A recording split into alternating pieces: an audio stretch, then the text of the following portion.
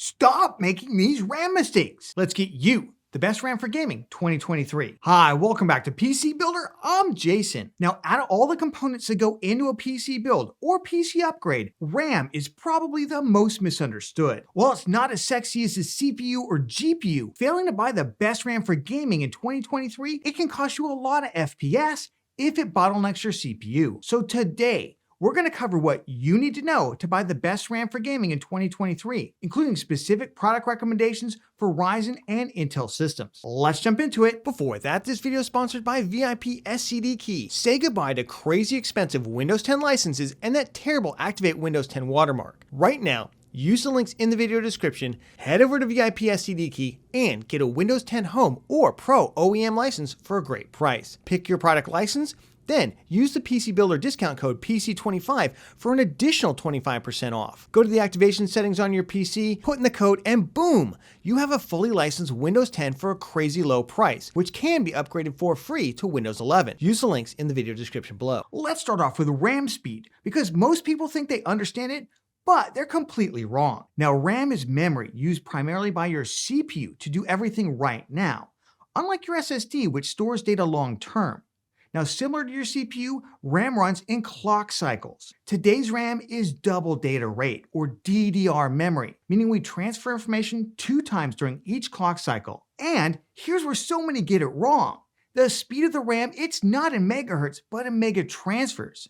So even though you buy 3200 speed RAM, it runs at a clock speed of 1600 megahertz, which we then multiply by 2 because it transfers data twice during the clock cycle. And then we get 3200 mega transfer speed of the memory. Now, you'll hear people mistakenly refer to memory speed in megahertz so often that I don't even bother to correct it anymore. But here's where it's important for you when you're looking at diagnostic software, or if you're in the BIOS. A lot of people will see their 3200 speed memory kit running at 1600 megahertz and they'll think, oh my gosh, something's wrong. When in fact it's running correctly because it's double data rate. So 1600 times 2 equals the 3200 speed in mega transfers. So hopefully that saves you some frustration trying to troubleshoot something that isn't broken. In fact, this misunderstanding is so bad that some motherboard manufacturers, they actually label the RAM speed in megahertz, even though it's technically incorrect, just because that's what the customers are expecting to see. So that's how RAM speed works, but what about that other number after the speed,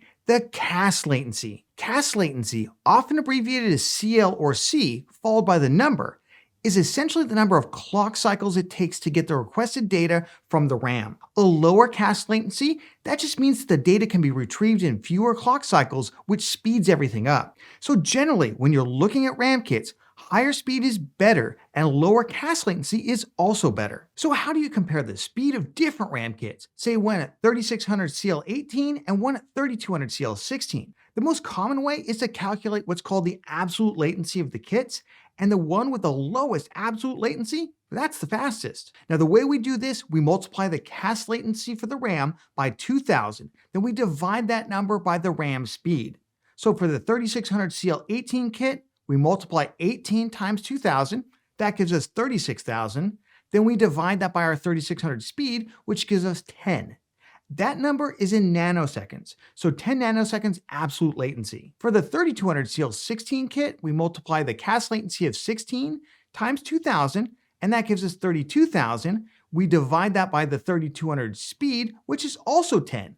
So both kits are 10 nanoseconds, and they're essentially the same speed. Now, if we had a 3600 CL16 kit, we'd find the kit had an absolute latency of 8.89 nanoseconds, which would be faster than the other kits. However, not everything boils down to absolute latency, as CPUs have a memory controller that runs independently of the RAM. But the CPU memory controller does need to keep up with the RAM speed, and if your RAM is running above a certain speed in mega transfers, the CPU controller might either fail to boot or run in a mode that reduces performance. Thus, while a DDR4 4000 CL18 kit has the same absolute latency as DDR4 3600 CL16, many Ryzen 5000 systems will struggle with a 4000 speed kit. This differs by CPU, so we'll talk more about this in our specific RAM recommendations section. Now let's talk RAM auto overclocking, because every RAM kit for the PC building market It's designed to be automatically overclocked using an auto overclocking profile like Intel's XMP or AMD's DOCP or EXPO. Now those profiles, they've been developed and tested by the manufacturer of your RAM kit, and they tell the system how to configure all the memory subtimings, what speed to set it at, and what voltage to use to keep it stable. When you first build a system and boot it up, these profiles will not be enabled, and the RAM will run at its base speed, which is typically a lot lower, with very high cache latency to ensure maximum compatibility. Now, in order to enable the RAM overclocking profile and get your RAM running at the rated speed, boot into the BIOS and use the Easy BIOS menu to turn on the auto overclocking profile. We covered this in our How to Set Up a PC video, so I'll leave a link to that in the video description for you to check out. Note that AMD motherboards use Intel XMP timings just fine, and kits that advertise EXPO or DOCP timings are also given an XMP timing, so they work with Intel motherboards as well. Now, just to clear up any confusion, let's talk briefly about manual RAM overclocking, which I do not recommend for most users. Now, this involves going into the advanced BIOS and setting each and every individual timing yourself, and then testing the setup for stability. Now, in my opinion, unless you're an expert, the gains, they're just not worth the time invested, so I don't recommend it. Now, warning! There are stupidly confusing RAM speeds listed for motherboards and CPUs, which you should effectively ignore when you're buying the best RAM for gaming. Now, these RAM speeds listed on product pages and spec sheets are for the base RAM speed, and they are not for the overclock speed. For instance, later in this video, I will recommend DDR4 3600 CL16 RAM for the Ryzen 5600 CPU.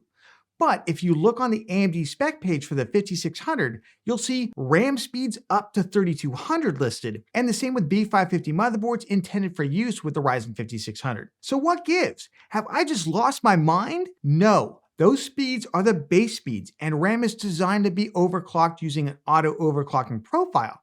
So those speeds, you can safely ignore them for all Ryzen CPUs in the 3000 or newer generations using a corresponding B or X series motherboard, or Intel CPUs in the 12th generation or newer generation using B or Z series motherboards. The one exception to this is Intel H610 motherboards, which for some silly reason are locked to 3200 speed, but we don't recommend using them. So check out our best Ryzen motherboard and upcoming best Intel motherboard videos for more. Quick note, if you're looking to upgrade memory on a pre-built gaming PC that uses proprietary, non-standard parts from a company like Dell or Acer, for instance, then the BIOS of many of these proprietary systems, it does not allow the use of XMP or any form of automatic RAM overclocking profile, which heavily limits compatibility. You should check your motherboard and BIOS manual before buying RAM. DDR4 versus DDR5.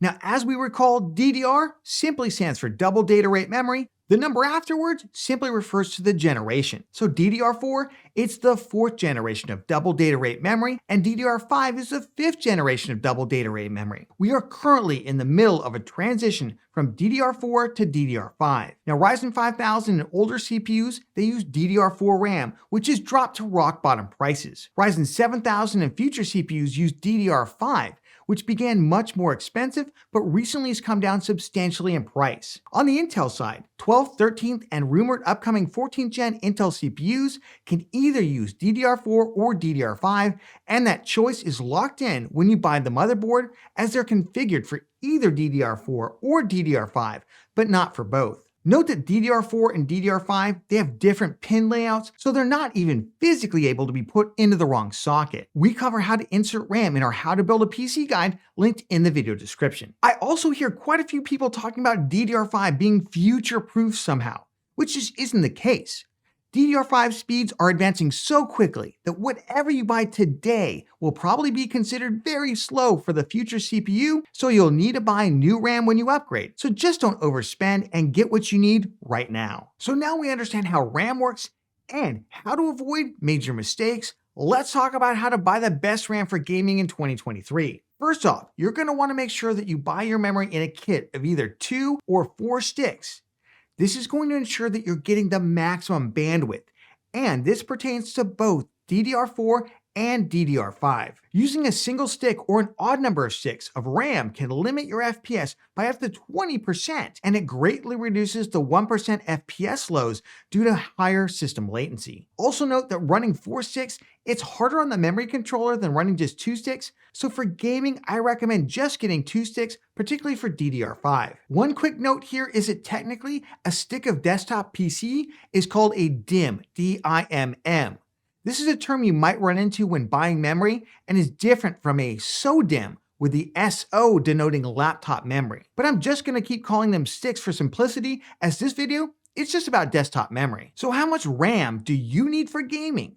Well, other than a couple specialty games running tons of mods, 16 gigabytes of total system RAM is enough for just gaming. However, 16 gigabyte kits of DDR5 at good speeds have almost completely vanished, at least in the US market. And when you do find them, they aren't much cheaper than 32 gigabyte kits, so DDR5 buyers will almost certainly end up with a 32 gigabyte kit. For DDR4 buyers, because those systems are relegated to the more budget section of the market, I don't really recommend spending a lot of extra money to jump up to 32 gigabyte. Remember, at the budget level, spending that extra money to beef up your graphics card, it's always going to give you more FPS. But if 32 gigabytes is cheap enough, you can certainly consider it for non-gaming uses. Finally, let's talk about the Qualified Vendor List, or QVL, which is published by motherboard companies for each motherboard, showing all the RAM kits that they tested to work with that specific board. Now, you can find these lists on the support pages for every particular motherboard model, but honestly, given that all the compatibility issues with DDR4 and almost all the compatibility issues with DDR5 seem to have been solved, I personally don't even bother to look at them, because pretty much any kit you buy, it's going to work fine. But they are there if you want to check. So let's go over our best RAM for gaming recommendations,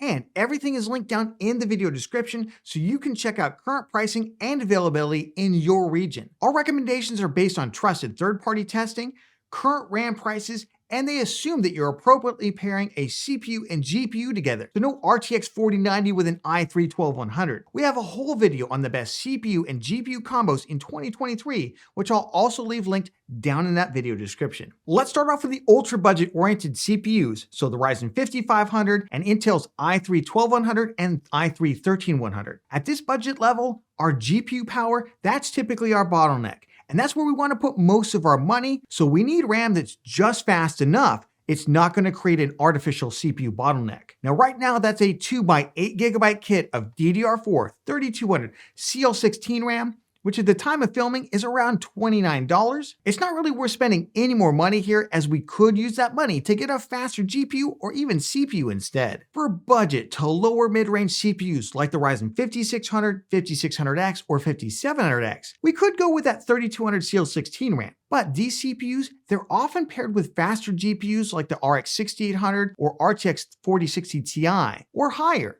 and they can start to become CPU bottlenecked. Slightly faster RAM like DDR4 3600 CL16 can often be found for just $15 more, and that makes a lot of sense. But I wouldn't go any faster, as Ryzen 5000, it wants to run that memory controller at a 1:1 ratio, and it struggles to run RAM that's faster than 3600 speed without dropping in a 2:1 ratio, which results in worse performance. For budget-oriented Intel CPUs that are locked at the i5 level, like the i5 13400, or any of the 12th gen CPUs, including unlocked versions like the i7 12700K, DDR4 continues to make sense given its great price to performance. 3200 CL16 should be fine for any of them, and given the GPUs they're going to be paired with, that should be fine, as we don't see a lot more improvement moving to 3600 CL16. This is good, as some testers has issues with 3600 CL16 RAM on 12th and 13th gen locked CPUs like the i5 13400, given that Intel locked the system agent voltage for some weird reason,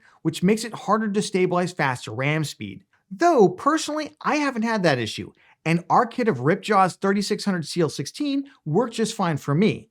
And that's the same kit that's linked in the video description. You can consider DDR5 RAM here, especially as it becomes cheaper. In testing, even a slow kit like the DDR5 4800 CL40 stuff is roughly equivalent to 3200 CL16 DDR4 RAM in gaming.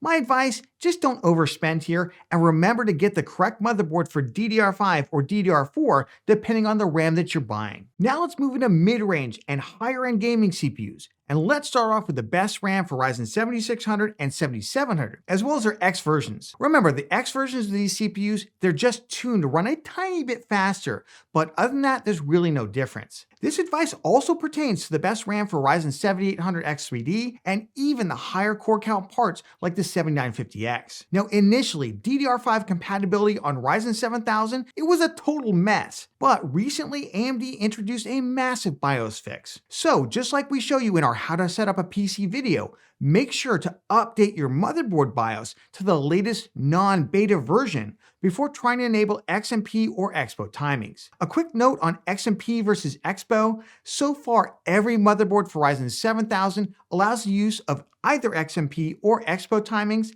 and in testing, there's really no difference, either in gaming or professional workloads, between either of them. Performance for DDR5 on Ryzen 7000, it roughly caps out at 6000 CL30. I wouldn't really go any faster than 6000 speed because those kits have shown to reduce Ryzen performance. Note that 5600 CL28, it's effectively the same speed. And given there's almost no price savings for slower kits, we recommend 6000 CL30. In particular, Team Group has some great RGB kits that we listed down in the video description.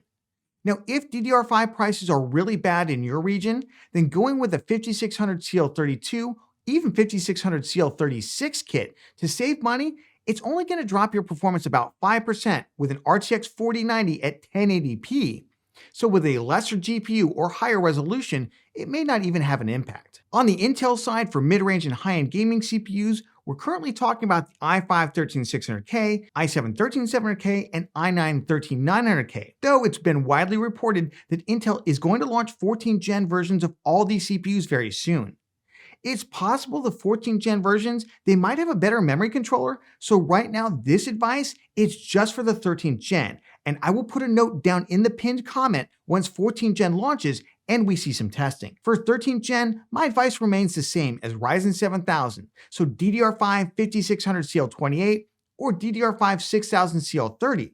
As testing, it doesn't really show a significant difference between higher speed kits, even up to 7200 CL34, at least with stock XMP settings. If you do want to go with a faster kit like DDR5 7200 CL34, I recommend a Z790 motherboard that advertises this overclocked speed, as many of them do have better memory traces than their Z690 counterparts. One quick note for Intel is that both 12th and 13th gen have had issues running faster kits in 4-stick configurations, so I generally recommend just getting 2 sticks. Remember, everything is linked down in the video description. Check those recommendations out, and if you got value out of this video, give it a like. This makes a huge difference to the channel, especially this guy right here. And of course, subscribe, click that bell icon, that way you get notified when we release cool content. Hey, speaking of cool content, check out our best CPU and GPU combo video right here. We go through everything that you need to know to pair your CPU with your GPU in 2023, and we'll catch you on the next one. You just bet me.